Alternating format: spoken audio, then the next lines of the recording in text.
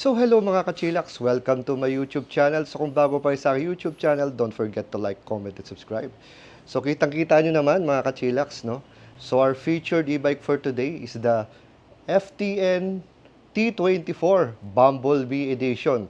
So kitang-kita nyo naman, di ba? Bumblebee, kaya Bumblebee dahil dilaw. So yan, para siyang mountain bike na malaki, parang extra large.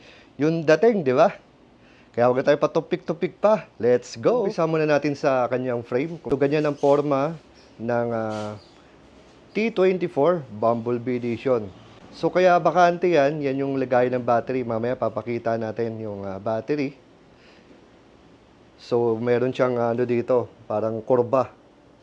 Hindi katulad ng iba, di ba? Isang diretso lang. Ito, ganito yung style niya eh.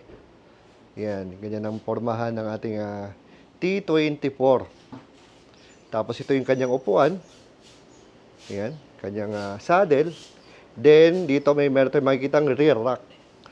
So, dyan sa rear rack niya, pwede mong patukan ng basket at kung ano ng mga gamit na pwede. So, as you can see, no, katabi niyo yung ating service. Ayan, yung aking Kido M1 Pro, yung original, yung standard. Yung unang labas. So, saka na natin sa next vlog na lang yung comparison itong dalawa. So, as for now, focus muna tayo dito kay Bumblebee Edition. So, sunod natin itong gulong. Kita naman natin, meron siyang front fenders. So, yung fender niya dito, hanggang dyan lang. Dito yung may mahabang part. Para at least, di ba, iwas talsik ng tubig at putik. Sukat ng gulong nito ay 24x4. Ayon dito sa PEL, ito ay all-terrain tires. So, di ba, parang si Sideac lang. Dito sa kanyang fork, merong reflector. Then, naka-disc brake.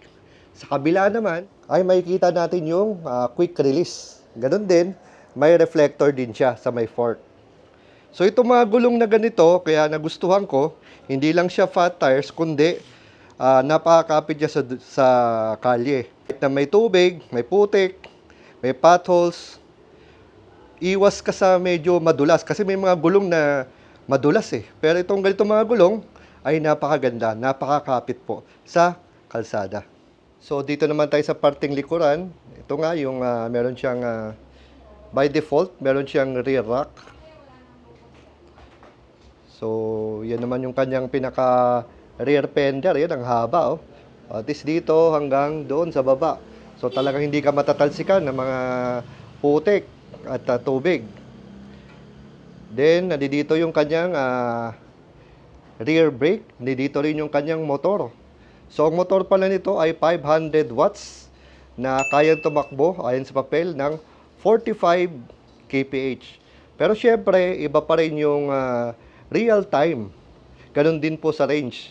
Yung pagka dinrive mo na. So, more or less, yan po yung estimated max speed niya, 45 kph. Yan. So, meron na siyang side stand. Then, ito naman po yung kanyang pedal. So, hindi siya foldable, pero yung kanyang pedal ay may reflector na rin. Yan. Yan. As you can see, meron na rin siyang ilaw dito. So, mamaya pakita natin na meron tong, alam ko, meron tong brake light at signal light. So, ilagay na naman natin yung kanyang baterya. So, ito naman po mga kachilaks yung ating baterya. So, itong kanyang baterya. Oh. So, yung kanyang baterya ay 48 volts, 20 amperes. Ito ay may estimated range na 70 kilometers. So, kahit papano, napakalayo na nun sa napakalaking bike na katulad nito. So, ito pala, make sure na nakabukas tong takip niya. Ayan, oh. Para sumot doon. Yan, pakita natin, para maglapat. Ayan. So, bago pala ipasok mga kachilaks, so nakita nyo to.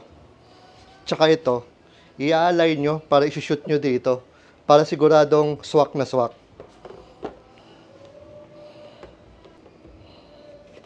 Ayan, oh. So, ngayon, shoot na siya. Yun. Shoot nyo na siya doon sa pinakababa. Yan, tatanggalin nyo na itong susi. Turn nyo lang clockwise. Para i-unlock yung battery,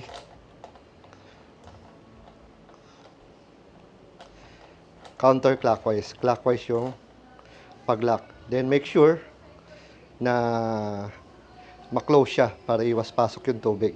Ito palang e-bike na to, wala siyang susi sa on and off para umandar. Meron lang siya susi para sa battery. Kaya make sure na magdala rin ng sariling lock para sigurado. So bago tayo pumunta doon sa handlebar niya, ito ay may maximum load na 120 kilograms. At the same time, meron itong torque na 32 Newton meters. So imagine niyo torque yon. So ibig sabihin, malakas to sa akyatan. Which is nasubukan ko naman na napaka-effective naman. So dito na tayo sa handlebar.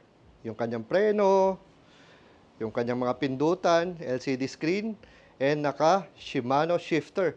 7-speed. Ayan. Then, ito yung kanyang pinaka-throttle. Pagod ka ng pedal, ito po ang ating throttle. So, gaganon nyo na lang.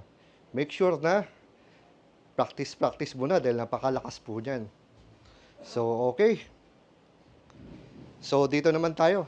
How to turn on the LCD. So, ito yung kanyang switch. Power on. Ayan. So, dito tayo sa kanyang screen, makikita natin yung battery indicator. Yan, kaka-charge ko lang. Charging time pala nito is 6 to 8 hours. So, kanyang speed ay 5 modes. Ayan. Hanggang 5 modes. Then, dito yung kanyang odometer. Ano ba to? Ayan. So, meron din pagpipilian dito. Yan, average, trip, odometer. Dito naman yung ilaw. Ayan. So, tingnan natin kanyang ilaw. Ayan, big, bright headlight. Ayan, bilog na bilog. Ang lakas ng ilaw. Then, sa kanyang likod. Ayan. So, tingnan natin kung may preno. May preno nga ba? Ayun. Meron siyang brake light. So, tingnan natin kung may signal light. Ayan. So, ito, may signal light, Ayan. Left. Then, right. So, napaka-importante niyan dahil, siyempre, para alam mo na sa likod mo. Then, yung kanyang horn. Ayan, lakas din. Matipid lang, pero malakas. So, dito naman tayo sa kabilang side. As you can see, ito yung kanyang RD. Yan, naka-Shimano rin siya. Nakita nyo yung kanyang sprocket dyan, kung ilan yan, 7. Kung na kayo mag-throttle, pwede kayo mag-pedal. Pili kayo kung kung saan kayo komportable. Then, ito nga pala yung kanyang mid-suspension. Ayan. So, kita-kita yung suspension pala, parang ganda na, Parang heavy duty na. Kaya ang ganda ng nito sa mga lubak-lubak. Hindi mo masyado ramdam. Then, syempre, ito kanyang fork, yung kanyang front suspension. So, dalawang suspension niya. Meron sa harap at meron din dito sa likod. O, diba? So, ito ay ideal syempre sa medyo may katangkaran. Siguro mga 5'7 pataas or 5'6. So, depende. Kasi may nakikita naman ako kahit na hindi matangkad, hindi malaki, ay gusto nila yung malalaking mga e-bike katulad nito. Kasi nga, mas komportable sila sa isang malaking e-bike kumpara sa mga maliliit. So at least, kita nyo na yung pormahan ng ating Coswheel FTN Model T24 Bumblebee Edition. So FYI pala, itong ating Bumblebee Edition na T24 ay limited na lang. Hindi ko alam kung 2 unit na lang o 1 na lang natitira. Kaya kung gusto nyo ng discount at freebies, lalagay ko dyan ang aking contact number para kung meron kayo may inquiries, tanong lang kayo, message lang kayo sa akin. Lalagay ko lang dyan yung complete address ng EV Supreme. Ayan.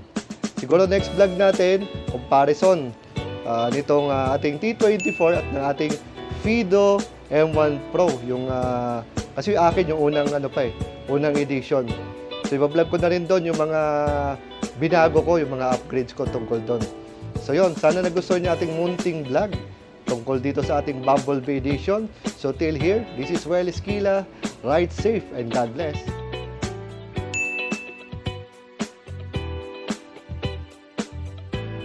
So meron po tayong playlist, ayan, kung saan dyan yung mga iba-ibang mga na-vlog ko. So hanapin nyo lang po dyan yung EV Supreme. Yan, kung saan makikita nyo, meron na tayong 33 videos dyan para makita nyo mga basic specs at presyuhan.